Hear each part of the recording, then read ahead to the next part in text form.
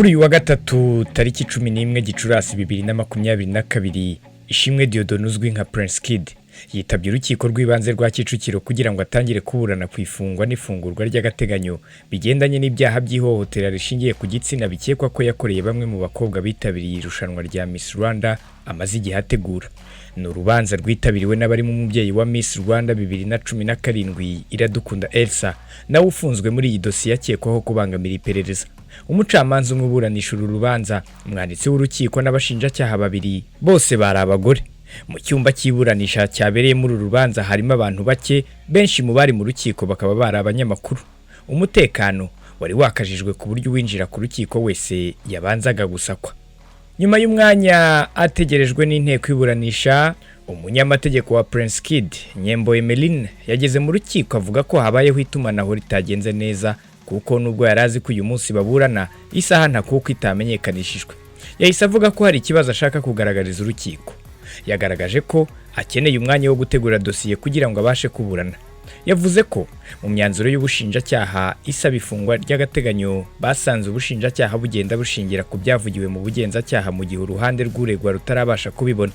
Maître Nyembo yavuze ko byageze nimugoroba batarabona ibigize dosiye byose kandi bakeneye kubimenya mbere y'uko ubushinjacyaha bugaragaza ingingo zikomeye bushingiraho busaba ko Ishimwe yakurikiranwa afunzwe ngo nabo baziregureho.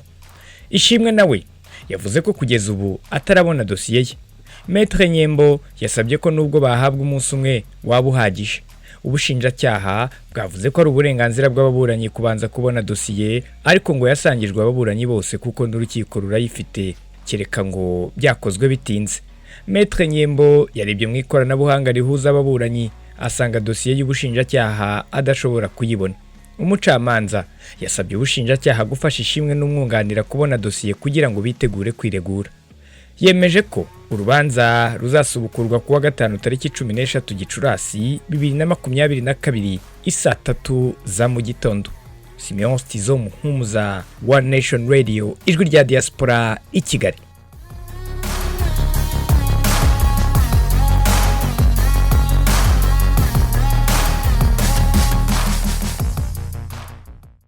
Iwacu Dignity Home Care. Iyi ni intaho y'amahoro n'umunezero yakirana ubwuzu abageze mu zabukuru batagifite imbaraga zo kwiyitaho cyangwa babitaho, kimwe n'abasazanye indwara zibasaba kwitabwaho by'umwihariko nka diyabete, kanseri, umuvuduko w'amaraso, kwibagirwa n'izindi. Muri Iwacu Dignity Home Care bagukorera isuku ijyanye n'icyubahiro kigukwiye, ugahabwa ifunguro rihuye n'iby'umubiri ukeneye. Baraguhuza n'abavuzi ndetse banagufasha gufata imiti neza no gukurikiza inama za muganga. Hari n'imyidagaduro irimo no kugutembereza bigufasha kuruhuka no gusabana. Ni mu gihe kandi kuko bafite abakozi bazobereye mu gutanga izi serivisi bifashisha uburyo n'ibikoresho bigezweho bituma bagukurikirana ubudahumbya. Wowe uri mu Rwanda ukeneye izi serivisi rero, nawe uri mu mahanga wifuza gusazira mu rwakubyaye, shyikira Iwacu Dignity Home Care, urugo rwuje urukundo n'ubumuntu, aho wiyumva nk'uri wawe mu muryango. Niba wumva kandi wakwitabwaho uri wawe, izi serivisi barazikwegereza